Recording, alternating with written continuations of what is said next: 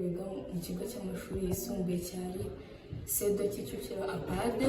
Nanone nkaba ndi umunyeshuri wo muri IYF Academy, nkaba naraje kwiga ubwiza bujyanye no muri salo.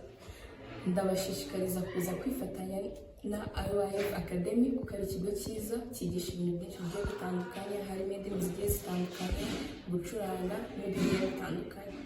Nabifuriza kuza kwifatanya natwe kuko ari neza. Murakoze. Mwiriwe neza, amazina yanjye ni Twitonze Berize, nkaba ntuye muri Zindiro, nkaba mfite imyaka 18, nkaba ndi umunyeshuri wa GS Remera Protestant muri segonderi, nkaba muri vakansi naraje muri IYF Academy nje kwiga ibijyanye n'ubwiza bwo muri salo.